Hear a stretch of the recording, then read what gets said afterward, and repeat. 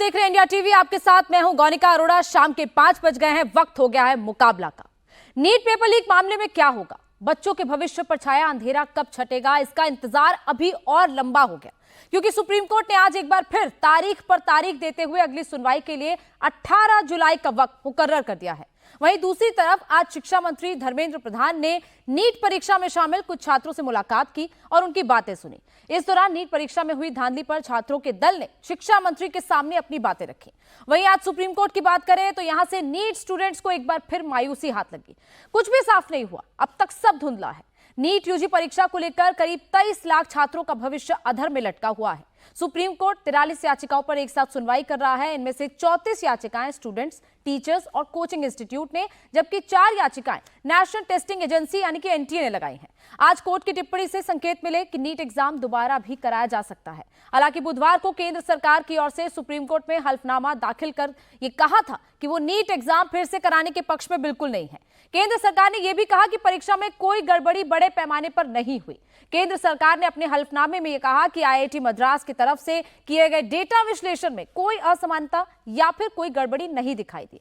ऐसे में पूरा मामला अधर में लटका हुआ है। सवाल है कि उन छात्रों का क्या होगा जिन्होंने इस बार एग्जाम दिया था। सवाल यह भी है कि उनके भविष्य का अब होगा क्या। इसी पर करेंगे चर्चा, लेकिन पहले आपको सुनाते हैं छात्रों का दर्द है क्या। जो एनटीए वाले गवर्नमेंट है वो कह रहे हैं कि नहीं, बहुत बड़े लेवल पे पेपर लीक नहीं हुआ है। तो आप कैसे कह सकते हैं, जिसने पेपर लीक कराया आपने अभी तक उसको तो पकड़ नहीं पाया है, तो उसने किस किस को पेपर दिया है आप कैसे कह सकते हैं। और उसने बिहार में पेपर लीक किया, वो रहने वाला संजीव मुखिया जो एमपी का है, क्या अगर आपने अभी उसको नहीं पकड़ पाया, आप कह रहे हैं कि पेपर लीक जो है छोटे लेवल पे हुआ है, वाइड स्प्रेड पे नहीं हुआ है, तो आप कैसे कह रहे हैं। आपने उसको तो पकड़ ही नहीं पाया जिसने पेपर लीक कराया। और ऐसे जाने कितने लोग हैं जिनको अभी तो पकड़ना ही बाकी है। आप कह रहे हैं कि जिसके अच्छे नंबर आए उसका लटक जाएगा, तो उसने अगर पढ़ाई करी है तो वो दोबारा से पेपर दे सकता है। केवल एक बार रिवीजन ही तो करना है। और जिसके पास आखिरी मौके है, जिसको अगला चांस ही नहीं मिल रहा है, जो अगली बार पेपर ही नहीं दे सकता, उसका तो ड्रीम मर जाएगा ना। साइबर क्राइम डिपार्टमेंट इन्वॉल्व करके सिर्फ इतना चेक किया कि वो वीडियो असली है या नहीं। जैसे उन्होंने नेट का पेपर का चेक किया कि वो टेलीग्राम पे लोड हुआ था या नहीं हुआ था, लीक हुआ था कि नहीं, उस तरीके से ये लोग नीट का पेपर क्यों नहीं चेक कर रहे कि टेलीग्राम पे लीक हुआ है कि नहीं। ये सिर्फ ये वीडियो क्यों वेरीफाई कर रहे हैं। तो पहले तो वो अच्छे से चेक करे। और इनका कहना था कि 25% जो कल समरी आई है उसमें लिखा है कि 25% रिड्यूस हुआ, इसीलिए स्कोर ज्यादा हो गया, कट ऑफ हाई हो गया। पर जब ये डिलीट कर रहे थे 25% सिलेबस, तो इन्होंने कहा था कि वो बहुत ईजी चैप्टर है, उनका कोई उतना यूज नहीं है। जब इजी चैप्टर आप डिलीट कर रहे हैं तो जाहिर सी बात है कि हार्ड चैप्टर के क्वेश्चंस ज्यादा आएंगे, तब तो कट ऑफ कम जाना चाहिए, ना कि हाई होना चाहिए। तो ये छात्र वो हैं जो लगातार सुप्रीम कोर्ट पहुंचते हैं, हर सुनवाई पे पहुंचते हैं और ये उम्मीद करते हैं कि शायद सुप्रीम कोर्ट से कोई ऐसा फैसला आ जाए ताकि इनको कम से कम क्लैरिटी मिल जाए कि इनको आखिर आगे करना क्या है। अरविंद वाजपेयी जी हमारे साथ, एलजीपी के प्रवक्ता, जुड़े हुए हैं। तमाम और मेहमान भी हमारे साथ कुछ ही देर में जुड़ेंगे, लेकिन सबसे पहले अरविंद जी, क्या कह रहे हैं छात्र, पेपर लीक हुआ भी है या नहीं हुआ है, बताइए, छात्रों को क्लैरिटी दीजिए। देखिए गोनिका जी, ऐसा है कि मामला सुप्रीम कोर्ट में पेंडिंग है और सुप्रीम कोर्ट दोनों पक्षों क्या बल्कि छात्र भी हैं, कोचिंग सेंटर भी हैं, कॉलेज भी हैं, सरकार भी है, एनटीए भी है, सभी को सुन के ये पक्का करना चाहती है कि पेपर लीक हुआ तो किस स्टेज पे हुआ, 2 दिन पहले हुआ, 4 दिन पहले हुआ, 2 घंटे पहले हुआ, ये उसके हिसाब से। और उस पेपर लीक से किस किस को बेनिफिट पहुंचा, किस किस को बेनिफिट का मतलब है कौन कौन से राज्य में हुआ या कौन कौन से सेंटर में हुआ। 4,500 सेंटर के करीब हैं। अब तक जो रिपोर्ट आई है सीबीआई के माध्यम से, स्टेट की पुलिस के माध्यम से और भी सोर्सेज हैं उसके माध्यम से, उसमें ये जाहिर हो रहा है कि ये मैस लीकेज नहीं है। मतलब ये लीकेज एकदम सर्कुलेट होके पूरी सब जगह फैल गया, ऐसा नहीं है। ये कुछ सेंटर्स पे है, जैसे बिहार का कंफर्म हो रहा है, झारखंड का कंफर्म हो रहा है। तो अभी ये सारा मैं एक मिनट आपको रोकना चाहूंगी। एक बड़ा अपडेट आ रहा है। नीट मामले में एक बड़ी गिरफ्तारी हुई है। रॉकी नाम के एक शख्स को, आरोपी को गिरफ्तार किया गया है। नवादा का ये रहने वाला है। इसका नाम राकेश रंजन उर्फ रॉकी है और इसको 10 दिन के रिमांड में भेजा गया है। इसको अरेस्ट किया गया और अब कोर्ट में पेश करने के बाद 10 दिन के रिमांड में भेजा गया है। तो गिरफ्तारियां हो रही हैं। बिहार में, पटना में सबसे पहले मामला रजिस्टर हुआ, उसके बाद झारखंड से गिरफ्तारी हो रही है। नवादा का रहने वाला रॉकी रंजन उर्फ रॉकी ये शख्स का नाम है जिसको गिरफ्तार किया गया है। आरोपी अरेस्ट हो गया है और इसको 10 दिन की रिमांड में भेज दिया गया। तो लगातार इनकार कर रही थी सेंट्रल गवर्नमेंट पहले कि पेपर लीक ही नहीं हुआ, लेकिन अब देखिए जिस तरीके से ये गिरफ्तारियां हो रही हैं, साफ तौर पर अरविंद जी पेपर तो अरविंद जी पेपर तो लीक हुआ है ना। पहले तो ये कहा जा रहा था कि पेपर लीक ही नहीं हुआ। कुछ दिन पहले जो सुनवाई हुई नहीं, उसमें नहीं, ये सेंट्रल तो- गवर्नमेंट ये कह रही पेपर लीक ही नहीं हुआ। भाई देखिए गोनिका जी, बगैर किसी एजेंसी के जांच के ये कहना बड़ा मुश्किल हो जाएगा कि पेपर लीक हुआ तो कहाँ कहाँ हुआ। सवाल ये नहीं है, लीक तो हुआ है, ये तो बात पक्की है, कहीं ना कहीं तो लीक हुआ है। लेकिन वो लीक जो हुआ वो किस लेवल पे हुआ, नंबर 1, कब हुआ, नंबर 2, और किन लोगों ने किया, नंबर 3। तो क्या एनटीए का कोई अधिकारी शामिल है? तो अभी तक जो रिपोर्ट आई है उसमें जवाब ये है कि उन लोगों का कोई रोल नहीं है। क्या सेंट्रल गवर्नमेंट का रोल है? तो जवाब ये है कोई रोल नहीं है। तो किसका रोल है? तो उसका जवाब ये है कि इट्स ए क्राइम करने, जिस तरह से भू माफिया है, रेत माफिया सर अभी है, लैंड क्लीन चिट माफिया तो है, किसी को उसी नहीं मिली तरह है ना। से ये अभी तो पेपर क्लीन लीक चिट किसी को नहीं माफिया मिली है। है। सीबीआई की और ये- रिपोर्ट भी कोर्ट में दाखिल हुई है, लेकिन उसमें अभी कोर्ट के सामने वो रिपोर्ट खुली नहीं है। अभी नहीं पता है कि उस रिपोर्ट में क्या है। ठीक है, मैं जफर जी से मैं जफर जी से एक बार एक रिएक्शन ले लूं। जफर जी, क्या पेपर लीक हुआ है ये आप लोग मानते हैं? अब क्या सेंट्रल गवर्नमेंट ये मान रही है कि पेपर लीक हुआ है? देखिए, पहले बात तो किसी चीज को भी जंप करना सही नहीं होगा। जब इन्वेस्टिगेशन चल रहा है, सीबीआई इंक्वायरी करी, आप खुद अभी दिखा रहे, गिरफ्तारी चल रही है, उस सारी जानकारी को पहले से इस वक्त इस स्टेज पे बोलना जो है, it's like jumping the gun. मेरे ख्याल से जब इन्वेस्टिगेशन चल रहा है, वो इन्वेस्टिगेशन की रिपोर्ट आने दीजिए। इन्वेस्टिगेशन के रिपोर्ट के बाद दूध का दूध पानी का पानी हो जाएगा। जो महत्वपूर्ण बात है वो ये है कि हमारी सरकार इस बात की चिंता कर रही है, बहुत चिंतित है। पेपर लीक बिल्कुल नहीं होना चाहिए। अगर हुआ है तो इन्वेस्टिगेशन में सारी जानकारी आ जाएगी। हम अपने बच्चों के साथ, उनके भविष्य के साथ की चिंता करते हैं, उनके साथ किसी तरह का खिलवाड़ नहीं होने देंगे। हम जितने 24-25 लाख जो है परीक्षा देने वाले बच्चे, उनकी चिंता जो है हमारी चिंता है। इसको समझते हुए जो सही कदम है वो उठाए जा रहे हैं। जांच चल रही है, सीबीआई गिरफ्तारी कर रही है, सीबीआई इन्वेस्टिगेशन चल रहा है। मुझे लगता है कि इसमें थोड़ा इंतजार करना चाहिए। जब पूरी रिपोर्ट आ जाएगी तो इसके बारे में आप जो उचित कदम लेना होगा सरकार को वो लेगी। इतना जरूर कह सकता हूं कि कोई भी कदम होगा वो बच्चों के हित में होगा, बच्चों के लिए होगा और बच्चों के भविष्य को देखते हुए होगा। कोई ऐसा कदम नहीं उठाएंगे जिसमें बच्चे को जरा सा भी हानि हो। एक यस और नो में जवाब दीजिए, पेपर लीक हुआ है या नहीं हुआ है? देखिए, मैंने जब कहा ना कि इन्वेस्टिगेशन, कुछ चीजें ऐसी अगर कुछ कहीं धुआं उठता है तो उसकी जानकारी लेनी चाहिए। अभी इन्वेस्टिगेशन चल रहा है। अगर कुछ उसमें बातें जो बच्चे बता रहे हैं, कुछ जो जानकारियां आ रही हैं, और कोई ऐसा तो नहीं कि बहुत ये कि हाँ हर के पास अवेलेबल है, जैसा वाजपेयी जी भी कह रहे थे। अगर कुछ हुआ भी है, अगर हुआ है तो वही जांच के बाद पता चलेगा कि हुआ है, किस पैमाने पे हुआ, कहाँ हुआ, किस तरह से हुआ, कैसे हुआ, किस लेवल का हुआ, कहाँ इसके इस पूरे चेन में कौन कौन है। इतना जरूर है, जो भी होगा उसको बख्शा नहीं जाएगा। ये ठीक है, जो भी होगा बख्शा नहीं जाएगा। लेकिन कॉन्ट्राडिक्टरी स्टेटमेंट हो रहे हैं सर। धर्मेंद्र प्रधान जी कुछ दिन पहले कह रहे थे, शिक्षा मंत्री आपके हैं वो ये कह रहे थे पेपर लीक हुआ है। उसके बाद जिस तरीके से पटना से जो इन्वेस्टिगेशन लगातार हो रही है, सीबीआई जो गिरफ्तारियां कर रही है, पेपर तो लीक हुआ है और कोर्ट ने भी कहा कि पेपर लीक से इनकार नहीं किया जा सकता। तहसीन जी, लगातार सवाल उठ रहे हैं। देखिए, मैं कोई इनकार नहीं कर रहा हूं। मैं कह रहा हूं इन्वेस्टिगेशन जब तक चल रहा है तब तक इस बारे में किसी चीज की पुष्टि करना मेरे ख्याल से सही नहीं। लेकिन जब मंत्री जी ने अगर उस चीज को संज्ञान लेते हुए इन्वेस्टिगेशन जब चल रहा है तो मुझे लगता है ये उचित है हमारे लेवल पे या किसी के लेवल पे भी कि इन्वेस्टिगेशन का पूरा इन्वेस्टिगेशन जब कंप्लीट हो जाए, पूरी तफसील डिटेल्स सबके सामने, और हम कह रहे हैं पारदर्शिता पूरा उसमें बरतेंगे और पूरे ट्रांसपेरेंट तरीके से लोगों के समक्ष रखेंगे। बच्चों का जो भविष्य हमारे लिए ठीक है, वही बच्चे हमारे साथ जुड़े हुए हैं। देखिए, ये वो बच्चे हैं जिन्होंने पूरा 2 साल मेहनत होती है, और कई बच्चे तो बकायदा गैप लेते हैं 1-1 साल का, 2-2 साल का, ताकि वो नीट या फिर जो इंजीनियरिंग के एग्जाम है IIT JEE वो क्लियर कर पाए। वही बच्चे हमारे साथ जुड़े हुए हैं। मेरे साथ इस वक्त हर्ष दुबे है और इसके साथ साथ प्रणय जुनेजा। ये दोनों स्टूडेंट्स हैं जिन्होंने नीट क्वालिफाई किया इस बार। सबसे पहले मैं आपके पास आना चाहूंगी हर्ष, क्या इस वक्त आप लोगों पर बीत रही है? आप लोग लगातार ये उम्मीद कर रहे थे, मैं तहसीन आपके पास आऊंगी, एक बार बच्चों से एक बार बात कर ले। आप लोग लगातार उम्मीद कर रहे थे कि शायद कोर्ट से कोई आप लोगों को रिलीफ मिले, कुछ पता चले, कुछ क्लैरिटी मिल पाए कि आखिर आगे करना क्या है। अब आप लोग क्या सोच रहे हैं, आगे क्या किया जाना है? सिर्फ कोर्ट पर ही आप लोग रिलाय कर रहे हैं क्योंकि जो काउंसलिंग शुरू होनी है, वो भी जुलाई के तीसरे हफ्ते में शुरू होनी है, कुछ दिन रह गए उसमें।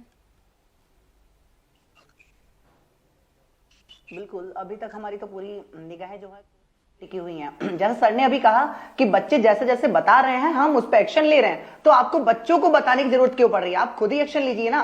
आप ये क्यों सोच रहे हैं कि बच्चे मुझे प्रूफ लाके देंगे तब हम एक्शन लेंगे? आप तब एक्शन क्यों नहीं ले रहे हैं? पहले लेना चाहिए ना। अगर आपको पता चला है कि पेपर लीक हुआ है तो आपको इस पर एक्शन तो तुरंत लेना चाहिए था।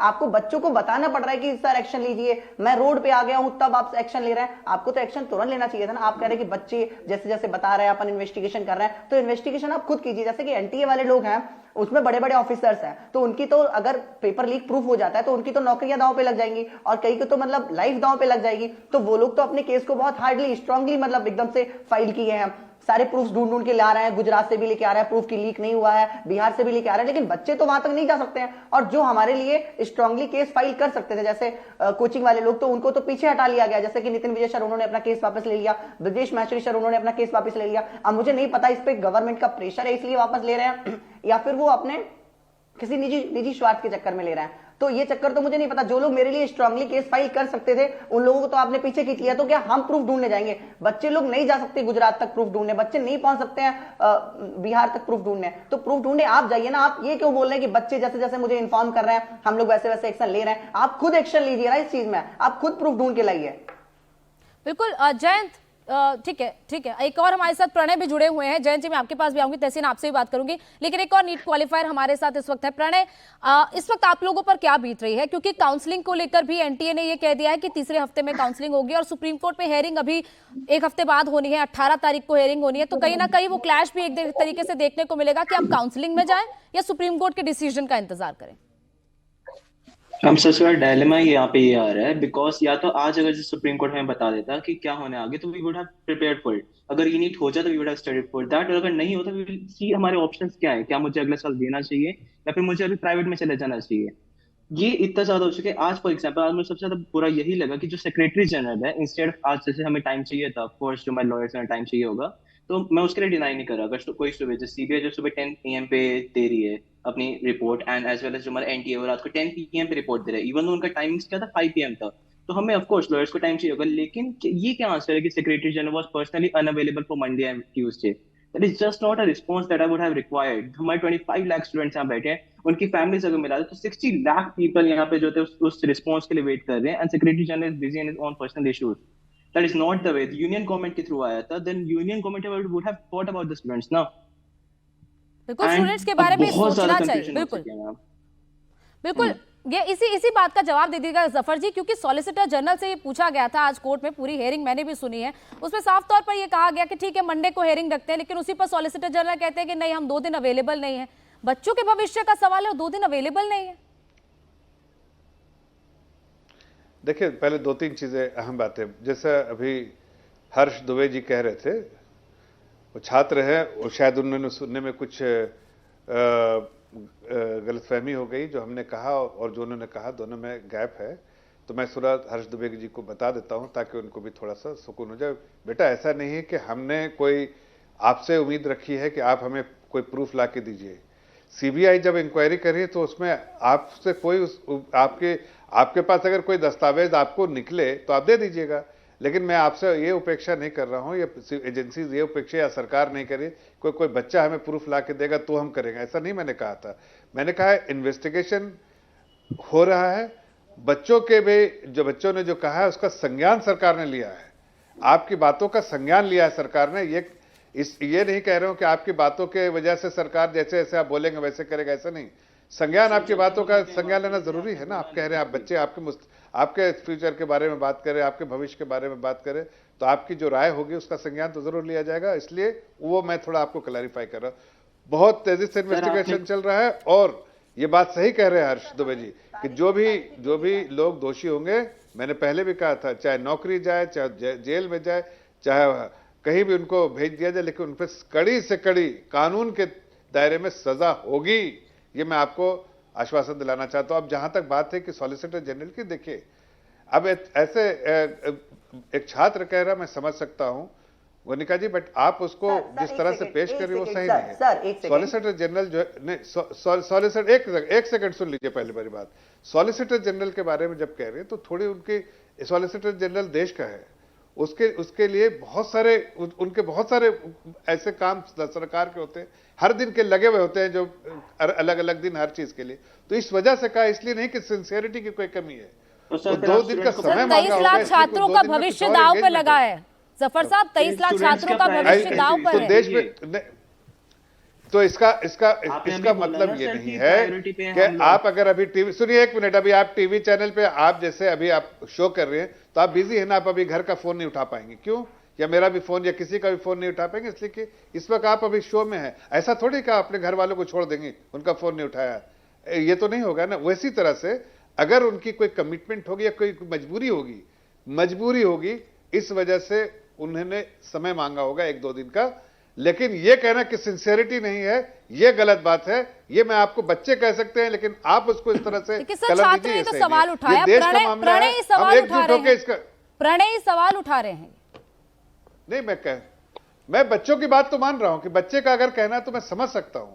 आपको इस तरह से दिशा में लेके जाना सही नहीं है। मैं देखिए, सिर्फ किसी यहाँ पर दिशा कोई में नहीं politics लेकर जा हो रही हूँ। है। मैं देख, ये हमारे देश के आप इस बच्चे चीज हैं। को गलत लेके जा रहे हैं, मैं इसको सुनिए किसी एक दिशा मिनट, में नहीं ये लेके जा रही हूँ। पॉलिटिक्स करने का नहीं, इसमें कोई, देखिए इसमें कोई राजनीति करने का जरा सा भी स्कोप नहीं है। मैं ये कह रहा हूं, चाहे कोई भी हो, हर को कलेक्टिवली साथ आके बच्चों के भविष्य के लिए एकजुट होकर काम करना पड़ेगा। चाहे वो सरकार में हो, सरकार के बाहर अपोजिशन में हो। हम उसमें कोई सरकार अपोजिशन ये नहीं, देश के का भविष्य के बारे में बात करें। देश, हमारे बच्चे देश के भविष्य और उनके बारे में बात करें। इसलिए मैं ये बात आप जब कह रही हैं ना, बच्चे कहते हैं, मैं समझ सकता हूं उनकी बातें, उनके तो सर उसी का तो जवाब मैं आपसे मांग रही थी जफर जी, उसी का तो जवाब मैं आपसे मांग रही थी। तो वही मैं आपको, तो मैं वही बता रहा, आपने कहा कैसे बच्चे हैं उनके साथ आप समय नहीं, ऐसा नहीं है, समय तो बिल्कुल देंगे। सॉलिसिटर जनरल जितना हम चिंतित, तो उससे बच्चे चिंतित, उतने ही वो भी चिंतित हो। और सरकार, प्रधानमंत्री ने स्वयं अपने पार्लियामेंट में जब बात की, उसमें भी कहा उसके बारे में। जफर जी, आप 23 लाख छात्रों के भविष्य को आप मेरे घर से जोड़ रहे हैं कि मेरे घर से फोन आएगा, ये सब बातें बच्चों के लिए मायने नहीं रखती ना। बच्चों को तो तारीख पे तारीख मिल रही है। ठीक है, मेरे साथ बाकी भी मेहमान हैं। आप बचपना कर रहे हैं, आप बचपना कर रहे हैं गोनिका जी। सर, मैं कोई बचपना नहीं कर रही हूँ, मैं आपसे सीधा सवाल पूछ रही हूँ।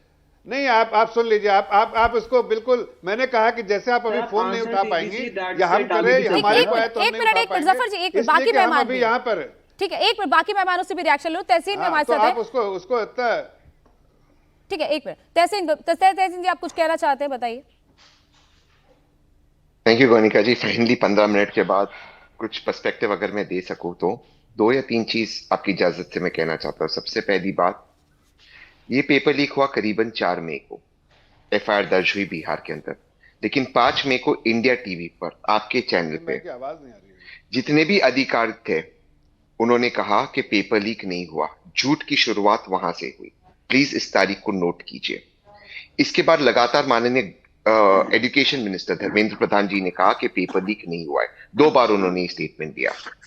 इसके बाद कहा गया, जैसे जफर भाई ने कहा, ये जैसे एलजेपी के प्रवक्ता वाजपेयी जी ने कहा कि आइसोलेटेड केस है, इसका कम इम्पैक्ट हुआ, फिर माना गया पेपर लीक हुआ। गोनिका जी, आप और मैं, हमें थोड़ी सी टेक्नोलॉजी आती है, हम इतने विद्वान नहीं होंगे जितनी एलजेपी और भाजपा है, लेकिन अगर टेलीग्राम पर पेपर लीक होता है तो क्या सिर्फ लिमिटेड एरिया में से बिहार में पेपर लीक होकर टेलीग्राम पे हो गया, व्हाट्सएप पे, वो पूरे देश में नहीं घूमेगा? फिर ये हरियाणा की बात बिल्कुल नहीं करते।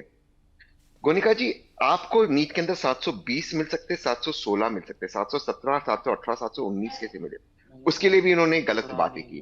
ट्रांसपेरेंटली उन 1500 बच्चों को कैसे वो मार्क्स मिले, उसकी आज तक उन्होंने सफाई नहीं दी कि इतने मार्क्स कैसे मिले। नीट में आपको मिल ही नहीं सकता, आपको 720 या 716 मिलते, +5 सही जवाब के लिए, -1 गलत जवाब के लिए, तब वहां पर ये पकड़े गए।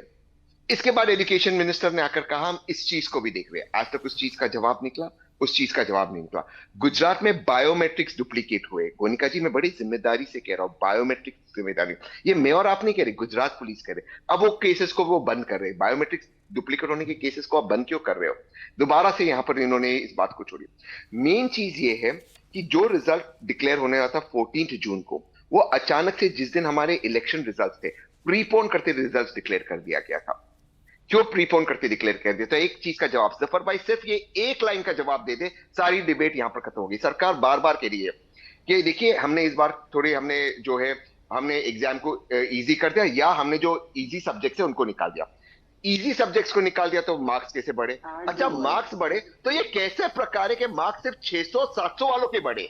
400-500 वाला बैच, 500-600 वाले बैच में मार्क्स नहीं बढ़े। जो मार्क्स इन्फ्लेशन हुआ सिर्फ 600-700 वाले में हुए, जहां पे रैंकिंग की समस्या आती। यहां पर ये पकड़े गए। किसी भी लोकतांत्रिक मुल्क में एजुकेशन सेक्रेटरी और जो चेयरपर्सन थे, एजुकेशन जो एग्जामिनेशन कंडक्ट करते चेयरपर्सन, वो जेल में होना चाहिए। मैं बड़ी जिम्मेदारी से कह रहा हूं, एजुकेशन सेक्रेटरी जेल में होना चाहिए। 24 लाख बच्चों का करियर खराब किया। और यहां पर एसजी आकर कोर्ट में कहते मैं मंडे को बिजी हूं, आपका कोई भी केस हो, आप वो केस ड्रॉप करते बेंच के सामने खड़े होते। 24 लाख बच्चों का केस है, 24 लाख बच्चों का केस है, कोई उसके सामने क्या जरूरी केस है, आप ड्रॉप कर देते। एसजी आके कोर्ट में कहते मैं मंडे को अवेलेबल नहीं हूं, पर्सनल काम है। ये कौन सा पर्सनल काम है? 24 लाख हमारे बच्चों से ज्यादा जरूरी। ठीक है, मैं प्रणय से एक रिएक्शन ले लूं। प्रणय बोलिए। हम एकदम सही कह रहे हैं सर। अगर जो इतना केसेस बढ़ रहे हैं तो उसके बारे में सबसे फर्स्ट प्रायोरिटी पे अगर आपने हमें रखा है तो वो होना चाहिए था। अभी तक कोई दूसरा अगर कोई भी डेमोक्रेटिक कंट्री होता है, यहाँ पे एजुकेशन मिनिस्टर का रेजिग्नेशन चाहिए होता है बच्चों को। यहाँ पे कुछ भी नहीं हो रहा मैम ऐसा। जो हमारे प्राइम मिनिस्टर है, after the speech of Rahul Gandhi जो दी थी उन्होंने फर्स्ट, उसके बाद जाके उनका रिस्पॉन्स आया टुवर्ड्स द नीट इशू। उससे पहले तो उन्होंने कुछ बोला भी नहीं इस बारे में। Each and everything, her point पे हमें जो होता है पीछे धकेला जा रहा है, जैसे कि बस हम बैकफुट पे हो जाए किस तरह से हम जो होता है केस ऊपर चले जाइए इस तरह से। और अभी जैसे काउंसलिंग, जैसे डेट इतना ज्यादा एक्सटेंड हुई है, काउंसलिंग जो होता है मोस्ट प्रोबेबली जो होती है 15 ऑफ जुलाई के आसपास स्टार्ट हो जाएगी। हमारा जो केस है that is on 18 of July. That is मतलब काउंसलिंग के ऊपर कोई सीन है। दैट मींस उसका भी प्रेशर हमारे पे आएगा, उसका भी मेंटल ट्रॉमा हमारे ऊपर आएगा कि काउंसलिंग भी स्टार्ट हो चुकी है। Now we will have to think about that counselling to along with हमारे साथ होगा क्या लाइफ में आगे। That is not right, that is not fair. हमारा ब्रेन जो कैपेसिटी, हम आप बताओ मैम 3 मंथ्स हो गए हैं टू दिस के। 5th ऑफ मई को हमारा पेपर हुआ था, today it's 11th of July, 10th of July. Ma'am कैसे, this is just not fine for the students. बिल्कुल, स्टूडेंट्स अधर में लटके हुए हैं। ठीक है।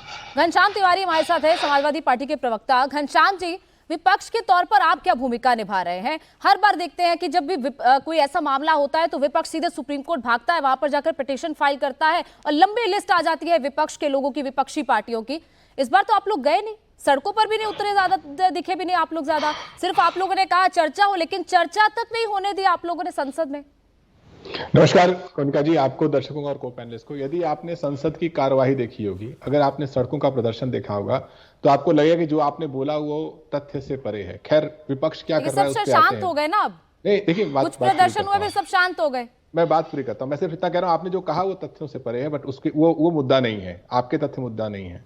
मुद्दा क्या है कि जब से ये पेपर लीक हुआ है, तब से लेकर के आज तक सरकार ने, धर्मेंद्र प्रधान जी ने, केंद्र सरकार के अन्य लोगों ने जो जो कहा है, वो यहाँ पर जो प्रणय है या अन्य बच्चे हैं जिन्होंने मेहनत की है 2 साल, एक बच्चा साल भर मेहनत करता है, 10 से 12 हजार प्रॉब्लम सॉल्व करता है, तब उसे लगता है कि मैं 650 से ऊपर नंबर ला पाऊंगा।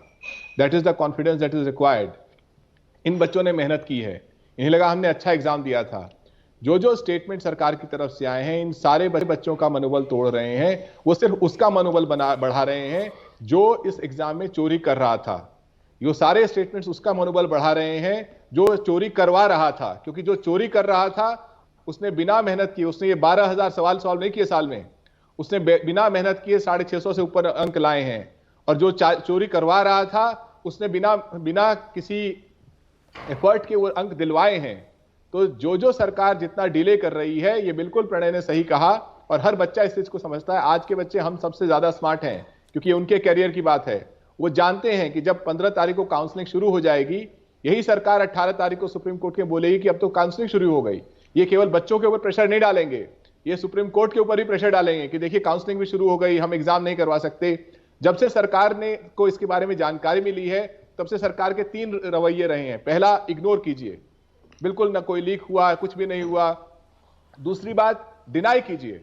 अगर आप इग्नोर नहीं कर पा रहे हैं, जब इतना बड़ा प्रोटेस्ट हो गया, तो आप मना कीजिए कि कुछ नहीं हुआ। और जब अगर आप डिनाई भी नहीं कर पा रहे, मामला सुप्रीम कोर्ट में पहुंच गया, तो आप कहिए कि ये तो बहुत छोटा सा हुआ है, और अगर आपने पेपर को दोबारा करवाया तो ये सारे बच्चों के साथ अन्याय है। जो डेटा एनालिसिस सुप्रीम कोर्ट में प्रस्तुत किया जा रहा है, वो डेटा एनालिसिस जिस दिन रिजल्ट आया था उस दिन किया जा सकता था, वो भी इनकम्प्लीट है। डेटा एनालिसिस सिर्फ इसका नहीं होना चाहिए कि कितने सेंटर्स का परफॉर्मेंस पास्ट सेंटर से कैसा रहा है, इसका भी होना चाहिए कि जिन 650 या 600 से ऊपर जो बच्चे लाए हैं, अगर उन्होंने पिछली बार नीट दिया था तो उनका क्या स्कोर था, उनके 10th 12th में क्या स्कोर थे। अगर आपके पास 5-10 हजार बच्चे ऐसे हैं जो आउटलायर्स हैं, जो 10th 12th में भी उनके अच्छे मार्क्स नहीं थे, पिछले नीट में भी अच्छे मार्क्स नहीं थे, उनके अपने किसी भी टेस्ट में, मॉक टेस्ट में भी अच्छे मार्क्स नहीं थे, और अचानक नीट में उनके 650 से ज्यादा नंबर आए, इसका मतलब कि वो चोरी का हिस्सा बने हैं। लेकिन ये सरकार स्वयं चोरी का हिस्सा दिखाई दे रही है, इसलिए उन बच्चों को नहीं पकड़ना चाहती। वो उन बच्चों को पिनलाइज करना चाहती है जो 1 साल 2 साल बड़ी मेहनत से तैयारी कर रहे थे, ये सोचकर कि हमारे देश में ईमानदारी से मेहनत करने पे आप उस कॉलेज तक पहुंचते हैं जिस कॉलेज का आप ख्वाब देख रहे हैं। ठीक है, वो तो कोर्ट ने कहा है, और कोर्ट अगर ऑर्डर करेगा, कोर्ट ने ऑप्शन भी दिया था कि आप लोग एजेंसी हायर कीजिए, आप देखिए कि किस तरीके से डेटा एनालिसिस हो सकता है। मेरे साथ जयंत जी भी है। जयंत जी, क्योंकि बिहार में सबसे पहले ये मामला सामने आया, सबसे पहले जो एफआईआर दर्ज हुई वो बिहार में हुई, और लगातार सरकार ये कह रही है कि हम संसद में चर्चा के लिए तैयार हैं। संसद के पिछले सत्र में भी यही कहा गया बार बार सरकार की तरफ से कि हम चर्चा के लिए तैयार हैं, हम चर्चा के लिए तैयार हैं। चर्चा आप लोग नहीं होने दे रहे थे, ये आप लोगों पर आरोप? नहीं, ऐसा कुछ नहीं है। हम लोग तो समझते हैं कि भाई डिबेट, डिस्कशन, डायलॉग होगा, डिसरप्शन भी होगा जहां जरूरी होगी, और इसी तरह से जो संसद में जरूरी मुद्दे हैं वो उठाए जाते हैं, उस पर सरकार को बाध्य किया जाता है कि वो जवाब दें। लेकिन सच्चाई यही है कि इस देश में कदाचार मुक्त परीक्षा और परीक्षार्थियों का जो एक अपना स्वाभाविक हक है वह देने में सरकार विफल रही है, और शिक्षा मंत्री को फौरन बर्खास्त किया जाना चाहिए था, या उनको स्वतः नैतिकता के आधार पर त्याग पत्र देना चाहिए था।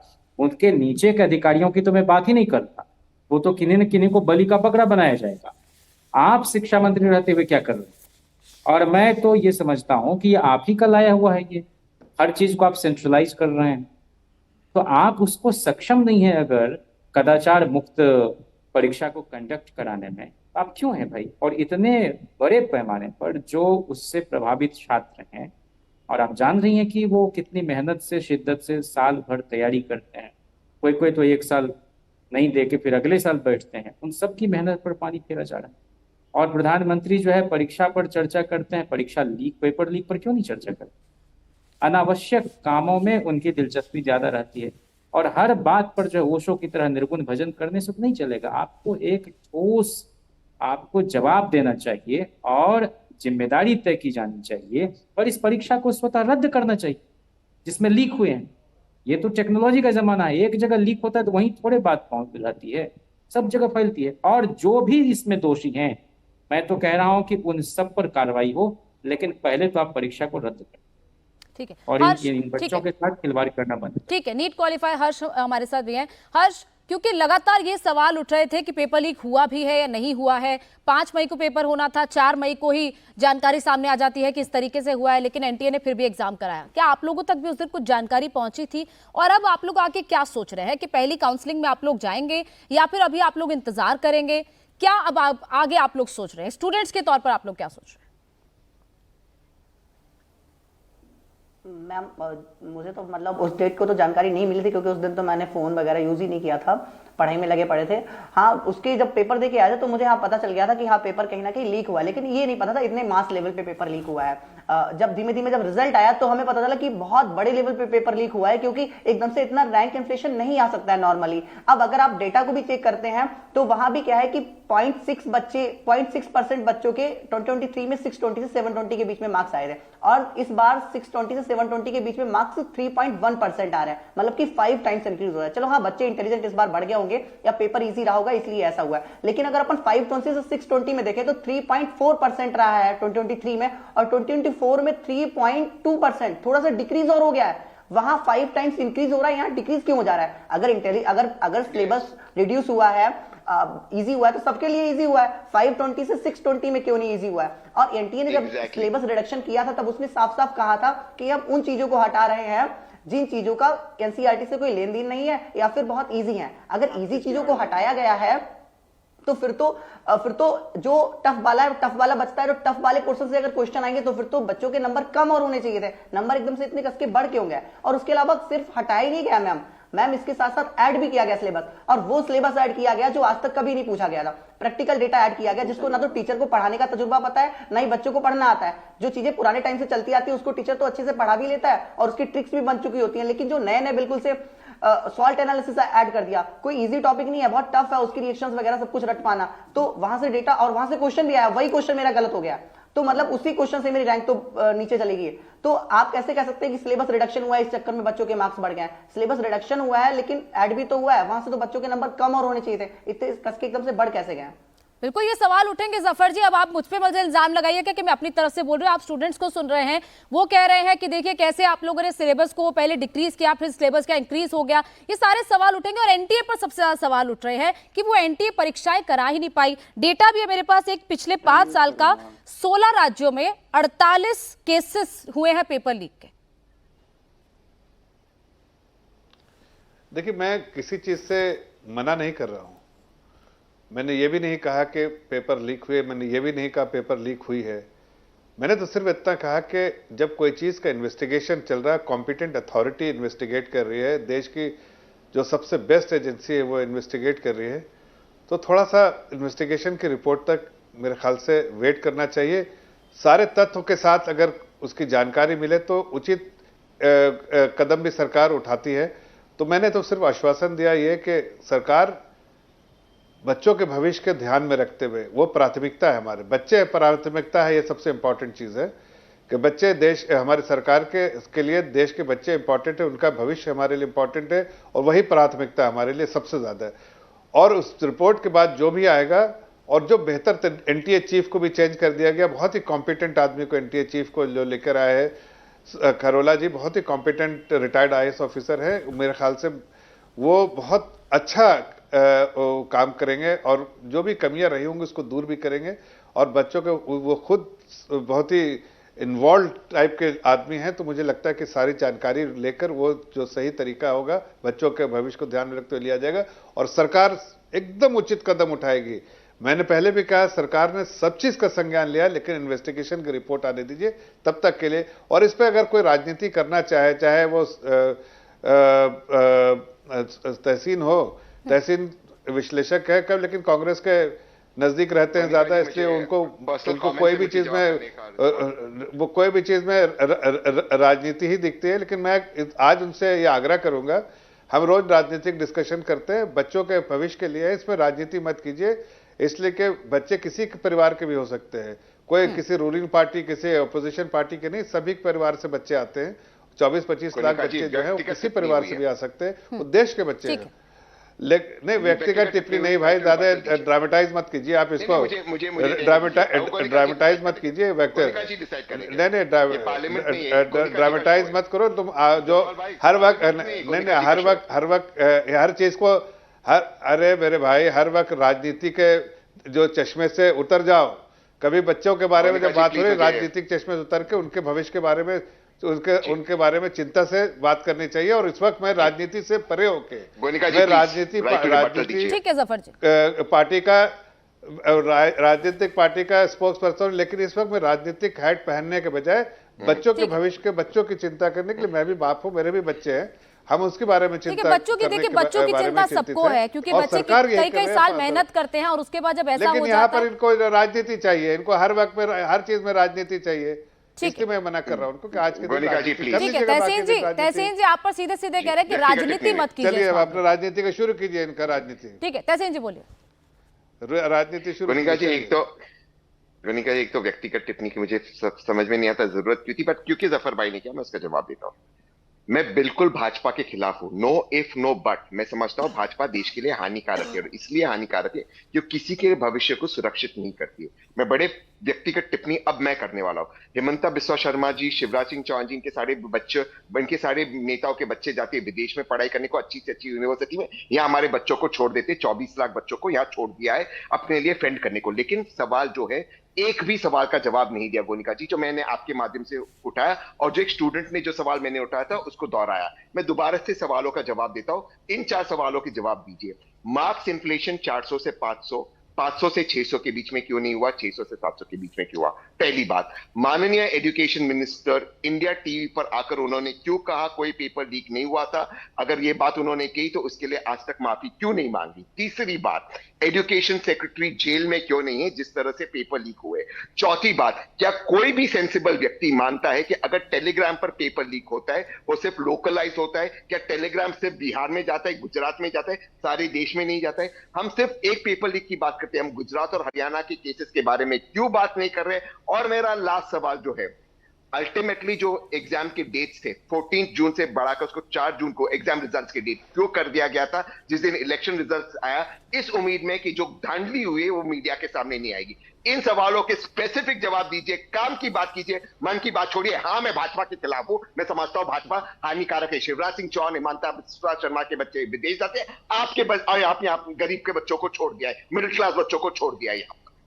ठीक है, मैं इसका जवाब अरविंद जी से ले लूं। अरविंद जी, हम यही सवाल है, क्योंकि देखिए एक बच्चा जो परिवार से संपूर्ण है, अगर उस बच्चे को दोबारा एग्जाम के लिए बोल दिया जाएगा तो ये जाहिर तौर पर हर बच्चे के लिए बहुत मुश्किल है कि दोबारा से तैयारी करना, लेकिन उसके पास कम से कम रिसोर्सेस हैं। वो बच्चा दोबारा से, क्योंकि बच्चे टेस्ट सीरीज बाकायदा तैयार करते हैं, उसमें पार्टिसिपेट करते हैं और उसमें भी पैसे लगते हैं। किसी भी इंस्टीट्यूट में आपको जाकर टेस्ट सीरीज लेना है, उसमें पैसे लगते हैं। जाहिर तौर पर बच्चों को फिर से रिविजन के लिए कोचिंग लेना पड़ता है।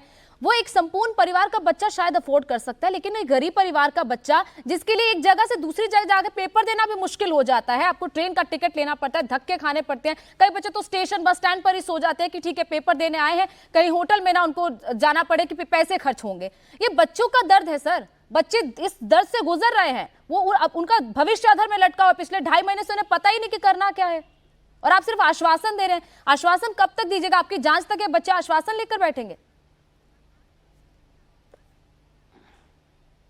गोलिका जी, जो आपने बताया अभी वही समस्या है। समस्या ये कि 24 लाख स्टूडेंट हैं और 24 लाख में कितने लोगों ने गड़बड़ी की है, कितने लोगों को फायदा पहुंचा या कितने लोगों ने चोरी की। देखिए सुप्रीम कोर्ट के सामने यही समस्या आ रही है।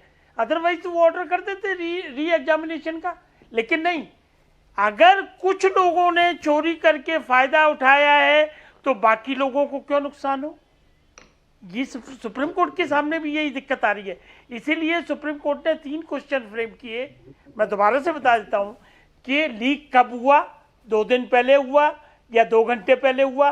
और जहां तक अभी टेलीग्राम की बात कर रहे हैं, वो बाकायदा एजेंसी ने रिपोर्ट दी है कि टेलीग्राम का जो कहानी है वो बोगस कहानी है। मद्रास के IIT ने बाकायदा रिपोर्ट दी है, उन्होंने अपनी रिपोर्ट में कहा है कि कोई मास कम्युनिकेशन नहीं हुआ है, मास लीकेज नहीं हुआ है। देखिए बात सुनिए कि सिस्टम से ही कोई चीज निकल के आएगी। तहसील पूरा वाला क्या कहते हैं, या कोई स्टूडेंट एक सेकंड तहसील बात पूरी करने दीजिए, या कोई इंडिविजुअल क्या कहता है उसके हिसाब से वो बता दीजिए। एक सेकंड सुन लीजिए ना, अरे सुन लीजिए, टेक्नोलॉजी मद्रास IIT सब जवाब दे रहा हूँ आपको तहसील भाई, सब जवाब आपको मिल रहे हैं। ये कहां से टेक्नोलॉजी आई भाई? जवाब सुनोगे तो आपको पता लग जाएगी सारी चीजें। समस्या को समझना पड़ेगा। देखिए आप, अरे फिर आप ये टेक्नोलॉजी आज एक्सपोज कीजिए, टेक्नोलॉजी भी बता देंगे, टेक्नोलॉजी भी बता देंगे। ठीक है तहसील, एक बार जवाब पूरा करने दीजिए। सुप्रीम कोर्ट के सामने कोई चीज कही जाती है, सुप्रीम कोर्ट के सामने अगर कोई एफिडेविट पे चीज कहेगी, तहसीन ये आपको भी मालूम है, तो कोई चीज बगैर मटेरियल के नहीं कह सकते हैं, किसी तथ्यों को झूठ नहीं बोल सकते हैं। और जहां तक ये पेंट किया जा रहा है कि सरकार ने टाइम मांग लिया, तुषार मेहता डिले करना चाहते हैं, एब्सोल्युटली रॉन्ग। कल बहस होने के लिए चीफ जस्टिस ने कहा तुषार मेहता वॉज रेडी, उसके बाद उन्होंने कहा दूसरी पार्टी ने, स्टूडेंट्स ने, कि हमें टाइम चाहिए क्योंकि एफिडेविट कल मिला है हमको, उन्होंने डेट मांगी है। तो उसके बाद कहा कि मंडे को करते हैं, तो मंडे को उन्होंने अपनी असमर्थता दिखाई कि मैं ऑलरेडी पर्सनल डिफिकल्टी में हूं, नहीं तो कोई दिक्कत नहीं है। उसके बाद सुप्रीम कोर्ट ने कहा कि बुधवार को रख लेते हैं, उन्होंने कहा यस आई एम रेडी। बुधवार की छुट्टी हो गई, इसलिए बृहस्पतिवार को। प्लीज अंडरस्टैंड, ये सरकार बड़ी संवेदनशील है, इस सरकार का कहीं रोल नहीं है। कोई सरकार पेपर लीक कराना चाहेगी? It's a crime. मैं बार बार ये बात कह रहा हूं, इट्स ए क्राइम। जो लोग इसमें इन्वॉल्व हैं उनको बख्शा नहीं जाएगा, और अनफोल्ड क्राइम को अनफोल्ड करने का काम एजेंसियों का होता है। सरकार, जफर भाई बिल्कुल ठीक कह रहे हैं ठीक है। कि सरकार बच्चों के एक ही भविष्य लाइन से को मुझे। दिमाग में रख के कोई भी चीज सबमिशन कर रही है, और यही काम सुप्रीम कोर्ट कर रहा है। तो सुप्रीम कोर्ट, सरकार, एनटीए और एजेंसियां सब एक ही तरीके से चीजों को सोच रही हैं, कोई आपस में वो नहीं ठीक है, ठीक और है, जो अनिल जी। बच्चों के लिए बेस्ट होगा गोनिका वो जी, मुझे किया एक लाइन जाएगा। चाहिए। ठीक है, हाँ, बच्चों के लिए जो तो बेस्ट दोनों होगा। से एक मिनट विचार तहसील, करना एक मिनट, बाकी मेहमान भी है, बाकी मेहमान भी है। ठीक है, एक ही घनश्याम जी, लाइन, एक मिनट, एक मिनट, एक रिएक्शन। घनश्याम जी, वो कह रहे हैं कि हम तो संवेदनशील हैं, हम तो बच्चों के भविष्य के बारे में सोच रहे हैं। भाषण और आश्वासन, इसके अलावा इस सरकार ने कुछ भी नहीं दिया बच्चों को। काम सारा बच्चों के खिलाफ करेंगे। अभी तक भारतीय जनता पार्टी के प्रवक्ता ने, इन्होंने कहा राजनीति मत कीजिए। क्या देश के शिक्षा मंत्री से सवाल पूछना राजनीति है? भारतीय जनता पार्टी की दर्जन भर से ज्यादा राज्यों में सरकारें हैं, यानी दर्जन भर से ज्यादा 1.5 दर्जन राज्यों में सरकारें हैं, 1.5 दर्जन राज्यों में शिक्षा मंत्री हैं। क्या यहां पर बैठा एक भी स्टूडेंट किसी भी शिक्षा मंत्री का नाम बता सकते हैं कि भारतीय जनता पार्टी के फलां शिक्षा मंत्री ने इस पर जिम्मेदारी ली है? जहां पर पूरी पार्टी तय करके रखती है कि शिक्षा हमारे लिए महत्वपूर्ण है ही नहीं, शिक्षा मंत्री की कोई जिम्मेदारी नहीं है। आप कह रहे हैं कि हमने एक ब्यूरोक्रेट को डिसमिस किया, नया ब्यूरोक्रेट आया है और वो बहुत महान ब्यूरोक्रेट है। महान है, जादूगर नहीं है। यहां पर महानता की जरूरत नहीं है। यहां पर जो सवाल है, जो बच्चे सवाल पूछ रहे हैं, जो तहसीन सवाल पूछ रहे हैं, जो जिज्ञासु जी ने सवाल पूछे, बड़े साधारण सवाल हैं। लेकिन अगर आपने तय कर लिया है कि आप बच्चों के साथ बेईमानी करेंगे, तो आप जानते हैं कि देश के बच्चे, ठीक है 24 लाख बच्चे हैं, लेकिन उनके पास इतना तिगड़म नहीं है जितना तिगड़म आपके पास है। वो आपकी तरह सुप्रीम कोर्ट, सीबीआई ये सब भाषा नहीं जानते। वो आपके भाषण और आश्वासन की भाषा नहीं जानते। वो तो इतना मानते हैं कि ये पेपर लीक हुआ है, इसमें बेईमानों का फायदा हुआ है, दलालों ने पैसे कमाए हैं और सरकार उनका समर्थन दे रही है। अगर आप कोई, इतनी सारे पोल्स होते हैं, एग्जिट पोल्स होते हैं, दुनिया भर के पोल, अगर आप आज इन छात्रों से पूछें कि क्या इन तीन बातों को मानते हैं, ज्यादातर छात्र कहेंगे वो मानते हैं कि पेपर लीक हुआ है, बेईमानों का फायदा हुआ है, दलालों ने पैसे कमाए हैं और सरकार उनका साथ दे रही है। इस बात से इनकार नहीं किया जा सकता, किस लेवल पर हुआ है वो पता लगाया जा रहा है, वही सुप्रीम कोर्ट ने कहा है। प्रणय, एक बार जरा इन सभी प्रवक्ताओं को अपना दर्द बताइए कि क्या एक नीट स्टूडेंट या फिर कोई भी स्टूडेंट जो कि 12th के बाद या 12th के ड्यूरिंग तैयारी करता है, कितना वक्त उनको लगता है, कितने साल की मेहनत उनकी जाती है इसमें? फर्स्ट फॉर मेरा सेकंड ड्रॉप था। पिछले साल मैंने 565 मार्क्स स्कोर किए थे एंड मेरी पिछले साल रैंक थी 52,000। इस साल मैं 636 मैंने मार्क्स स्कोर करे हैं, मेरी रैंक आई 42,000, मतलब कि मैंने अप्रोक्सीमेट 71 मार्क्स बढ़ा दिए। स्टिल मेरी जो रैंक है सिर्फ 10,000 से कम है। अगर यही पिछले साल वाला केस होता, जो पिछले साल रैंक थी अप्रोक्सीमेटली 636 पे 12,000 रैंक आनी थी, तो अप्रोक्सीमेटली मेरी मैम 400% के आसपास रैंक्स बढ़ गई और ये लोग कह रहे हैं कुछ भी नहीं हुआ। एक और मेरा क्वेश्चन है to the union government, of course NTA because उसके इंडिपेंडेंट कहते हैं, लेकिन I don't know how much it is. Just एक सिंपल सा क्वेश्चन है कि वो बोल रहे हैं कि पेपर लीक नहीं हो, मतलब पेपर लीक हुआ है, लेकिन मैंने आज उनकी 126 पेज पूरी फाइलिंग पढ़ी थी, उसमें उन्होंने लिखा कि पेपर कैसे आता है। पहले एक पिंक एनवेलप होता है, उसमें क्वेश्चन पेपर्स डालते हैं, फिर उसको एक येलो एनवेलप में डालते हैं, फिर वो जाता है टू द रिस्पेक्टिव स्टेट्स, जैसे एसबीआई के पास बैंक के अंदर, फिर वहां से जाता है टू द पटना स्टेट के अंदर। तो मुझे बताया जा रहा है कि पटना के जो स्कूल है उसके अंदर वो 2 PM पर ही, मतलब 120 के आसपास उस चीज को खोला गया है, मतलब 45 मिनट्स में लिखा हुआ है एफिडेविट में 120 के आसपास खोला गया है, लेकिन पेपर 4th ऑफ मई को रात को आ गया था। इसका मतलब क्या है? इसका मतलब है कि before, at the time of printing, जब वो पिंक एनवेलप्स और येलो एनवेलप्स के पहले ही वो पेपर लीक हो चुका है मैम।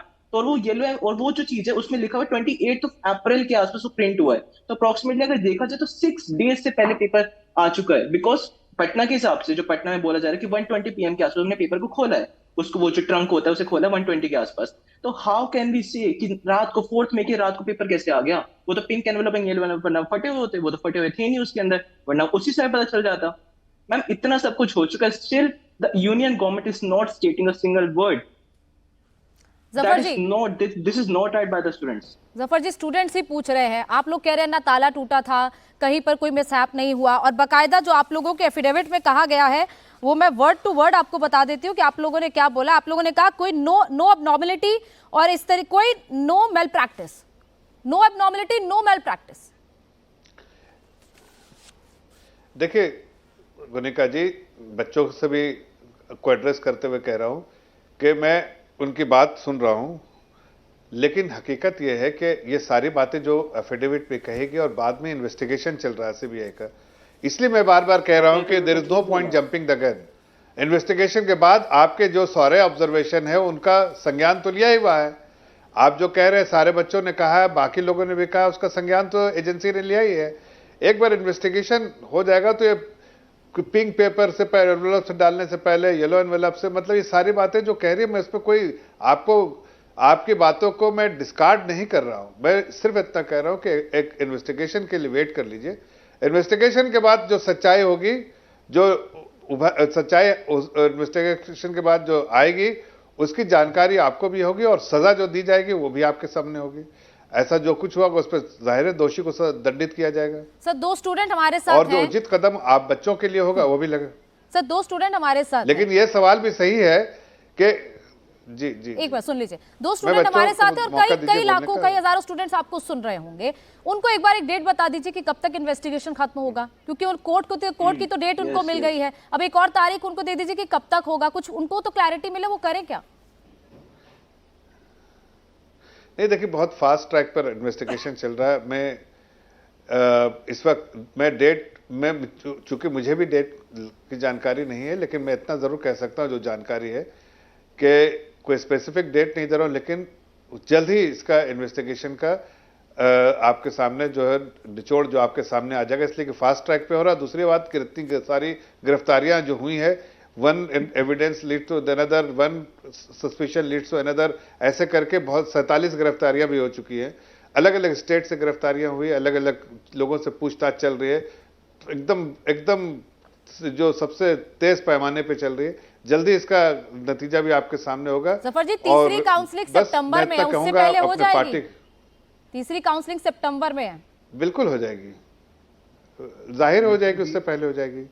आपने सुना होगा सदन के पटल पे जब पहले फॉर्मर प्राइम मिनिस्टर देवगौड़ा जी ने इस बात की चर्चा की तो उन्होंने कहा कि इसको फौरन सीबीआई इंक्वायरी करके इसको जल्दी से इंक्वायरी के इन्वेस्टिगेशन की रिपोर्ट आ जाए ताकि उचित कदम उठाए जाए। बिल्कुल होगी और उचित कदम भी उठेंगे। और मैं तो सिर्फ इतना कह रहा हूं कि मेरे लिए हमारी सरकार की तरफ से कह रहा हूं, हमारी सरकार की प्राथमिकता बच्चे हैं, बच्चों का भविष्य है। इस मामले में कोई राजनीतिक सवाल जवाब का जवाब नहीं दे रहा हूं। मैं उनकी बातें सुन रहा हूं, उनको ऐसा लगता है कि इसमें कोई राजनीति। अरे भाई, बच्चे सबके होते हैं, हमारे आपके भी बच्चे होंगे और सबको परीक्षा देनी रहती है और सबकी चिंता, और सबको हर घर में एक ही चिंता, हर बच्चे अपने पिता अपने बच्चों की चिंता करता है। तो ये कोई इसमें राजनीति का विषय नहीं है, इसलिए मैं राजनीतिक लोगों का जवाब नहीं दे रहा, बच्चों का जवाब दिन भर देता रहूंगा और जो भी बस सच होगा, उचित बात होगी, उसको उसी को बोलता रहूंगा। ना तो उनको वर्गलाने के लिए, ना तो मिसलीड करने के, बल्कि उनको अपडेट करने के लिए बताता रहूंगा। तहसीन बोलिए। मैं एक ही लाइन सारे टेक्नोलॉजिकल एक्सपर्ट से जानना चाहता हूँ। एनक्रिप्टेड कॉन्वर्सेशन बिना डिवाइस लिए, बिना, अरे भाई तुम चले जाओ सीबीआई में, सीबीआई के पास चले जाओ, वहीं जाके बताओ अपनी बातें। देखिए गोनिका जी, नहीं ऐसा है, नहीं मैं तो उनको कह रहा इतनी सारी जो इनको तकलीफ है राजनीतिकरण कर। अरे देश के लिए सीबीआई करेगा, मैं सीबीआई के लोगों को भेज देता हूँ, आपके घर भेज देता हूँ।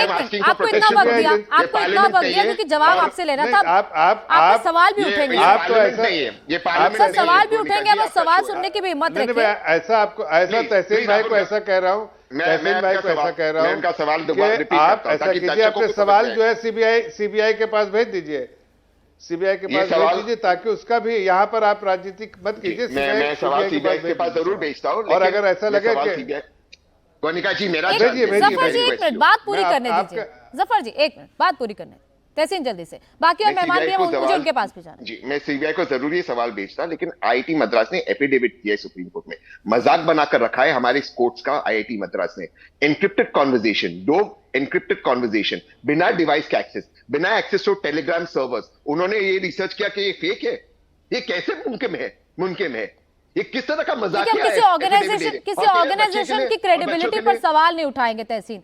आईआईटी मद्रास एक रिस्पेक्टेड ऑर्गेनाइजेशन है, आप उसकी कुछ भी एफिडेविट डाल दोगे? ये आईआईटी मद्रास का एक्चुअल एफिडेविट नहीं है। आईआईटी मद्रास ने एफिडेविट फाइल नहीं किया तहसीन, मैं आपको करेक्ट कर दूं, एफिडेविट एनटीए ने फाइल किया है और उसको कोट किया गया है कि आईआईटी मद्रास ने क्या डेटा एनालिसिस किया। एक मिनट, नहीं मैं करेक्ट कर दूं क्योंकि यहां से गलत संदेश ना। करेक्ट। तो एनटीए ने किसी का एफिडेविट डाल दिया का आईआईटी मद्रास का। आईआईटी मद्रास ने तो कोई सर्वे किया नहीं है, वहां के कुछ रिसर्चर्स ने किया। अब आप मुझे मेरे सवाल का जवाब दीजिए, किसी ने भी सर्वे किया? एनक्रिप्टेड कॉन्वर्जेशन बिना एक्सेस टू डिवाइस और सर्वर, आपको कैसे पता फेक है या रियल है? ये देखिए वो कौन सी सुप्रीम टेक्नोलॉजी है कोर्ट, भारत के ठीक है पास? वो सुप्रीम कोर्ट तय करेगा, वो यार, सुप्रीम nonsense कोर्ट तय चल रहा है। करेगा। सुप्रीम कोर्ट पे एफिडेविट देखिए झूठा तो नहीं फाइल किया जाता, और एनटीए जैसी एजेंसी, सेंट्रल एजेंसी है, ये वो झूठा सरकार सब एफिडेविट कुछ तो कर नहीं फाइल सकती है। करेगी। ये ठीक है वो सरकार कोर्ट तय सब कुछ करेगा, कर सकती है। ठीक है वो कोर्ट तय करेगा। ये सर एनटीए ने कहा ना कि एग्जाम पेपर लीक नहीं हुआ था 5 तारीख को, कहा या नहीं कहा? उसके बाद आज मान रहे पेपर लीक हुआ 1:20 को। ठीक है, ये एनटीए नहीं कहा ना, उसके क्रेडिबिलिटी पे सवाल कैसे नहीं उठा मैं सकते? आईआईटी मद्रास वही के बारे में, SC ने मैं कहा। आईआईटी मद्रास के बारे में बोलूं, आप किसी ऑर्गेनाइजेशन की तो क्या झूठ क्रेडिबिलिटी कह पर रहे हैं? सवाल IIT कर रहे हैं, मद्रास रिस्पेक्टिव shooted for ठीक है defamation। ठीक है ठीक है तहसील जयंत जी, आप लोग सिर्फ राजनीति करते हैं इस पूरे मामले पर, आप कर कुछ नहीं पाते हैं। देखिए यही तो रोना है कि इस देश में राजनीति कायदे से हो ही नहीं रही, और इसीलिए ये सारी गड़बड़ियां, विसंगतियां आपको दिखाई पड़ रही हैं। राजनीति ने अपनी स्वायत्तता इन 10 वर्षों में खो दी है, वह कहीं और से निर्देशित, नियंत्रित और संचालित हो रही है। हम लोगों ने भी यूनिवर्सिटी में देखा, एक साधारण कोई सब्सिडियरी पेपर अगर लीक हो जाता है तो फौरन वो रद्द कर दिया जाता है वहाँ का जो भी परीक्षा विभाग है, उसके जो नियंत्रक होते हैं उनके द्वारा। और इतनी बड़ी परीक्षा, प्रतियोगी परीक्षा, और उसमें आप तरह तरह के एक्सक्यूजेस दे रहे हैं। नेट की परीक्षा रद्द हुई है कि नहीं हुई, सिर्फ इसको बचाने के लिए, क्योंकि नेट की तैयारी कराने के लिए कोचिंग संस्थान आज इस देश में कुकुरमुत्ते की तरह पैर नहीं पसारे हुए, लेकिन मेडिकल की तैयारी कराने वाले हैं। और शिक्षा माफियाओं का, कोचिंग संस्थान के प्रबंधकों का, और अभी जो सत्ता में बैठे हुए दल, उन सबका एक गठजोड़ है, और उसका खामियाजा इस देश के जो बेकसूर और मासूम परीक्षार्थी हैं वो भुगत रहे हैं। बार बार जो भाजपा के प्रवक्ता हैं वो एक तरह से पेट्रोनाइजिंग टोन में बात कर रहे हैं। भाई वो, उनके पास अपना विवेक है, उनकी अपनी चेतना है उन परीक्षार्थियों की, उनकी अपनी बुद्धि है, उनका विवेक है। उनको इतना नहीं समझ में आता है कि भाई अगर दोबारा परीक्षा होती है तो उनको कुछ परेशानी होगी। लेकिन जिसका पेपर लीक हो गया है उनको आप ये कहेंगे कि ट्रेन में जाने में सहूलियत नहीं होगी, कष्ट होगा। अरे आपने तो रेल बजट का बंटाधार कर दिया, उसमें परीक्षार्थी की क्या गलती है? लेकिन पेपर लीक हुआ है, यह सच्चाई है, और दोबारा उस इम्तिहान को कराने में आपको क्या परेशानी हो रही है? बहुत सारे लोग तो डिमोटिवेटेड हो गए हैं। भाई इतना कहीं स्कोर होता है? कुछ लोगों को आर्बिट्रेरली जो आपने बढ़ाया है उसका, इसके पीछे कोई आपका कोई कोहेरेंस नजर आता है? तो कुल मिला के ये राम भरोसे सरकार भी चल रही है, इस देश की तमाम संस्थान चल रहे हैं, और बखेरा खड़ा करना सिर्फ मेडियोकर लोगों को हर जगह बिठा, ठीक है हर्ष, चाहे हर्ष वो हमारे वाइस साथ, चांसलर के रूप में हो, चाहे ठीक है। एनडीए के पदाधिकारी हो, हर जगह प्लानिंग कमीशन को आपने उनका भट्ठा बैठा दिया है, जिसने इस देश को बनाने में जिसकी अपनी भूमिका है। पता नहीं क्या क्या लेते आ रहे हैं। कोई फितूर सवार होता है प्रधानमंत्री ठीक है के जयंत मन जी, में कुछ। ठीक है जयंत जी, वक्त कम है। मैं गैर जवाब ठीक है, मैं देह और स्टूडेंट की गैर बात, जिम्मेदार एक बार सरकार। स्टूडेंट की बात जानूं। ठीक है बेकार में भी है और ठीक है, उनका बेगैरत दर्द भी है, जानूं। मैं ये कह रहा हर्ष, हूं। जो मैंने सवाल प्रणय से पूछा था कि इन सबको बताइए कि एक स्टूडेंट पर क्या बीतती है जब वो इतने साल की मेहनत करता है, क्या जर्नी वो रहती है, आप कितने कितने घंटे की पढ़ाई करते हैं? क्योंकि मैं खुद कोटा गई, मैंने देखा था वहां बच्चे 18-18 घंटे पढ़ते हैं। बिल्कुल मैम, हम लोग 16-16 घंटे 18-18 घंटे भी पढ़ते हैं, पूरा मतलब बहुत कुछ सेक्रीफाइस करते हैं। जैसे फैमिली फंक्शन भी अटेंड नहीं कर पाते हैं क्योंकि दिन रात पढ़ाई करनी रहती है, कहीं भी ना जाना, ना घूमना, ना फोन यूज करना, ना टीवी देखना, ना मतलब बहुत सारे प्लान कर रखे थे कि अपन पेपर के बाद घूमने जाएंगे, लेकिन रिजल्ट के बाद सारे प्लान कैंसिल हो गए एकदम से। अब सर लोग बोल रहे हैं कि अपन को राजनीति नहीं करनी चाहिए, लेकिन हमें तो दिख रहा है कि सत्ता पक्ष और अपोजिशन दोनों लोग सिर्फ राजनीतिक बातें कर रहे हैं। अभी मामला जो है सुप्रीम कोर्ट में पहुंच गया, तो वहां तो हम लोगों को लॉयर की जरूरत होगी, वही सीजीआई सर के सामने सारी बातें पेश कर सकता है। ना ही सत्ता पक्ष ने कोई लॉयर किया है और ना ही अपोजिशन ने लॉयर किया है। अब जब धर्मेंद्र सर से मिलने गए थे तो हमने उनसे कहा भी था कि सर ने बोला कि सुप्रीम कोर्ट में मामला है तो हम इस पर अभी संज्ञान नहीं ले सकते हैं। तो हमने कहा सर सुप्रीम कोर्ट तक हम नहीं जा सकते, हम बच्चे हैं, हमें नहीं बताया गया कि सुप्रीम कोर्ट भी हमें जाना है, सुप्रीम कोर्ट में कैसे एडवोकेट करने रहते, क्या करना रहता, तो मुझे नहीं पता है। तो हमने सर से कहा भी था कि सर आप मेरा केस फाइल कीजिए, तो उन्होंने कहा हम करेंगे, लेकिन अभी तक कोई केस फाइल नहीं किया गया। तो वहां तो लड़ाई तो सुप्रीम कोर्ट में अगर हम लोग ठीक है, मेरे पास वक्त इतना ही था। हमने स्टूडेंट्स की बात भी जानी, हमने सत्ता पक्ष की बात भी जान ली, हमने विपक्ष की बात भी जान ली, लेकिन सच तो यही है कि इस वक्त सिर्फ बच्चों को आश्वासन मिल रहा है, हो कुछ नहीं रहा है, और अब सिर्फ निगाहें सुप्रीम कोर्ट पर टिकी है कि एक हफ्ते बाद सुप्रीम कोर्ट में क्या होगा। आप सभी का बहुत बहुत शुक्रिया हमारे साथ इस बहस में जुड़ने के लिए।